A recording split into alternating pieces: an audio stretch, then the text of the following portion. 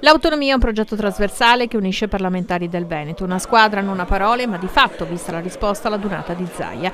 Inevitabile chiedere a chi a Roma si è già insediato quali sono le prospettive per l'esecutivo. Un invito a essere tutti compatti in Parlamento, lancia il Presidente del Veneto. Beh, certamente lo saremo come lo siamo stati quando siamo stati al governo.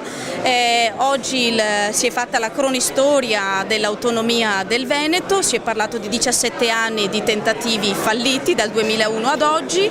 Il vero e concreto passo avanti in questo senso è avvenuto in quest'ultima legislatura quando il governo era a guida PD, quindi non può esserci che disponibilità da parte nostra. Favorevoli ci sono due punti, Olimpiadi e Teatro Stabile del Veneto Nazionale.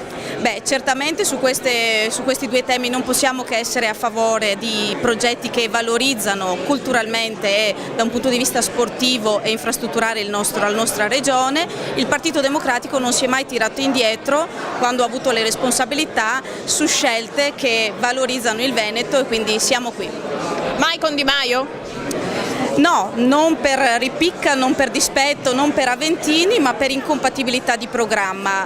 Per noi si parte dalla coalizione che ha vinto le elezioni, il 37%, l'unità del centrodestra con 10 punti programmatici. Questo lo diciamo in modo chiaro per rispetto degli italiani che non solo di quelli che ci hanno votato, di tutti.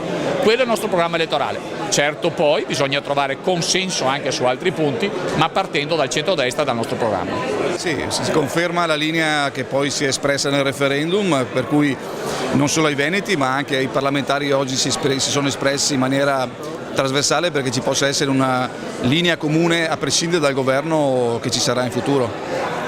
Secondo lei, insomma, l'approccio in Parlamento e questo fatto che tutti i parlamentari veneti, almeno oggi, hanno risposto all'appello di Zaia, che cosa significa?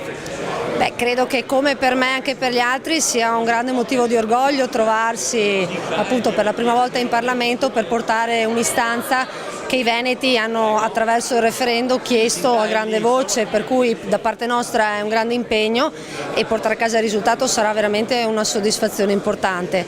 La trasversalità, ma direi che è quasi ovvia perché insomma sono riconosciuti tutti i vantaggi che possiamo ottenere da questo processo e per quanto mi riguarda è sicuramente uno dei primi punti su cui lavorare.